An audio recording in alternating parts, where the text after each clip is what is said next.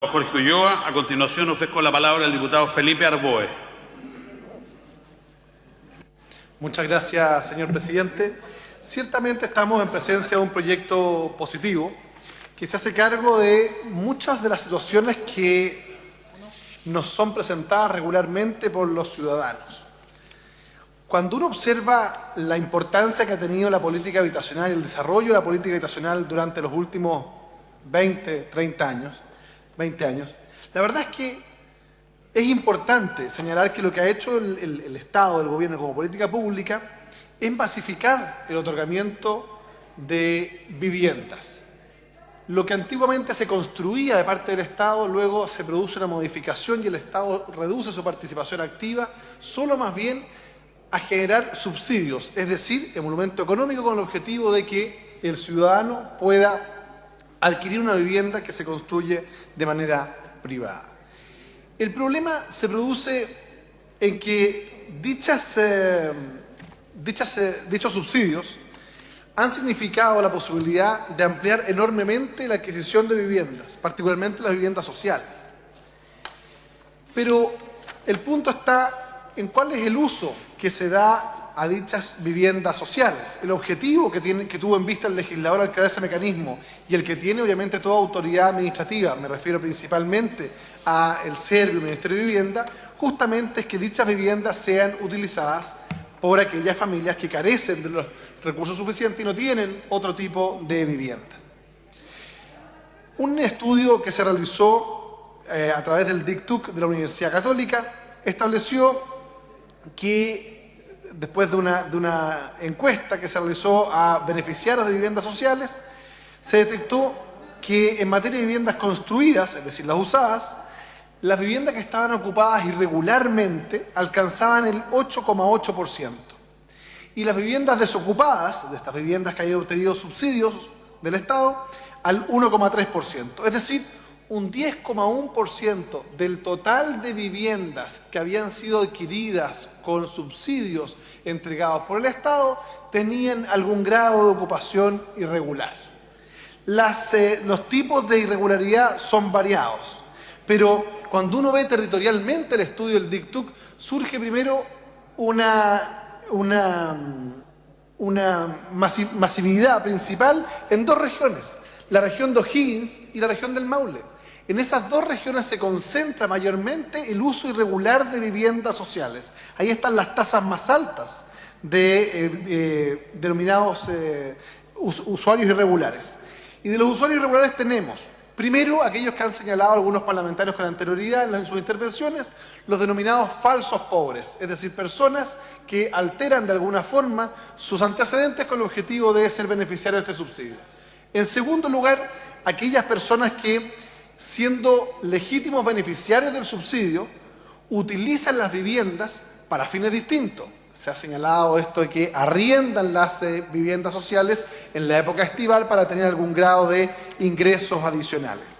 Y en tercer lugar tenemos aquellas personas que lisa y llanamente no ocupan la vivienda y realizan arriendos o precarios irregulares, consensuales, no escriturados, por tanto no autorizados por el Servio, y tienen su otra vivienda mientras arriendan esta.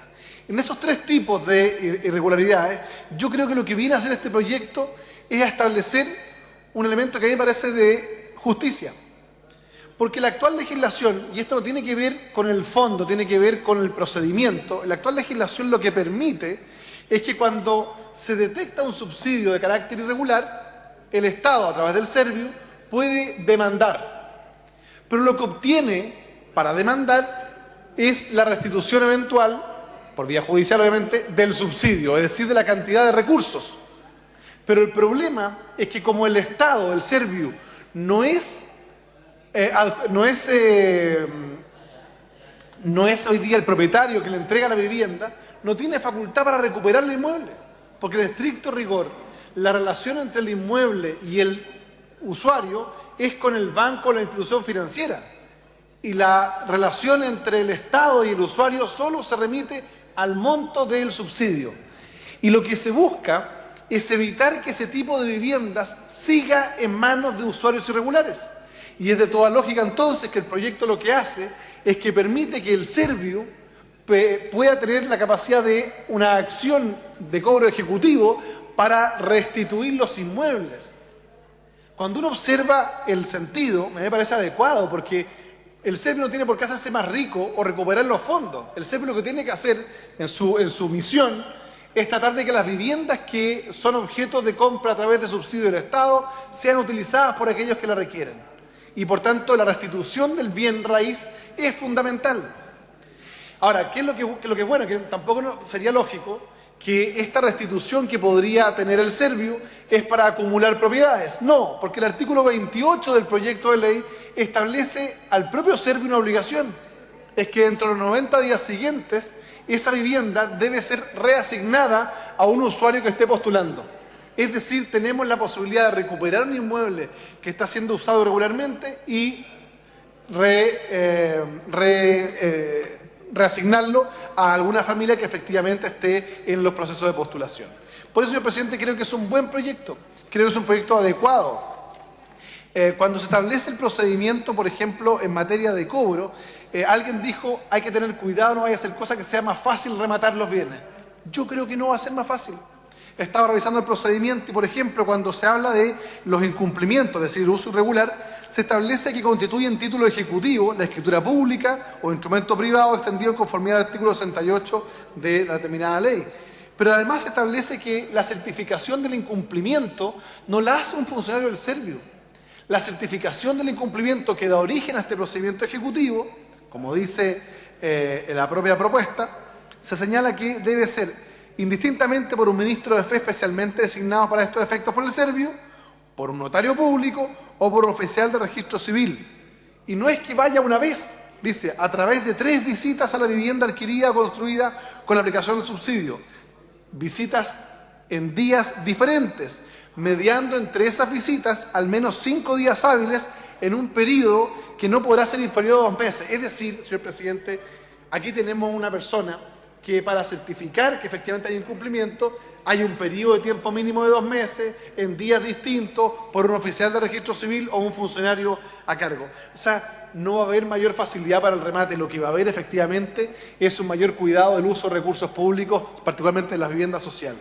Y lo quiero plantear, señor presidente, porque cuando uno observa, yo tuve y tengo el deber de plantearlo, recibí una comunicación de don Néstor Reyes Inapainilla, que es el presidente de la agrupación de la Junta de Vecinos Santa María de Los Ángeles, que preside una organización, una comunidad denominada la Villa San Luis, que son 360 familias que fueron perjudicadas gravemente por el terremoto del 2010. A ellos se les asignaron unas viviendas, la denominada Villa San Luis, con subsidio habitacional. Es decir, el Estado pagó para que se construyeran estas viviendas y le otorgó subsidio a los beneficiarios. ¿Y cuál es la sorpresa? De que la constructora construyó un proyecto habitacional en malas condiciones. Entonces se les obliga a estos ciudadanos a recibir sus casas y firmar el recibo conforme, a pesar de que las viviendas tienen una situación de mala calidad de la construcción. Uno dirá, ¿qué tiene que ver este proyecto con un caso como ese? Mucho, porque estas personas... Este proyecto fue financiado con recursos públicos. Y lo que debiera ocurrir acá, además, y por eso lo digo que el proyecto es positivo, pero le hace falta una parte, es que efectivamente en casos como este, también el Servio tenga mayores facultades para exigir, no solo de las EGIs, sino también de las empresas constructoras, un mayor grado de responsabilidad, porque se le está obligando a estas personas a adquirir, a recibir una vivienda construida con un programa público, y resulta que no tienen ningún tipo de garantía de la calidad. Y efectivamente, la ley establece que estas personas no pueden ser obligadas, pero en la práctica lo que ocurre es que la constructora y el Servio y la región del Biobío les dice que si no reciben su vivienda dentro de los próximos 15 días, van a perder el derecho a adquirirla. En consecuencia, señor presidente, creo que es muy importante avanzar en una regulación para garantizar la calidad de las viviendas sociales, pero a su vez también que le permita al Estado tener mayores facultades para que cuando se producen casos de usos irregulares pueda restituir el inmueble y reasignarlo a las familias que efectivamente lo necesitan. Y por último, señor presidente, si nosotros le vamos a dar esa facultad al Serviu respecto a los usuarios finales, me gustaría también darle facultades al Serviu respecto de aquellos que realizan los proyectos de construcción para efectivamente incluso generar algunas alternativas de embargo a las empresas constructoras o de cancelación de los registros de contratistas en todos los servicios públicos cuando realizan acciones como esta de presión que finalmente generan perjuicio en los habitantes. He dicho, señor presidente. Muchas gracias, diputado Arboe. Ofrezco a continuación la palabra al diputado Aldo Cornejo.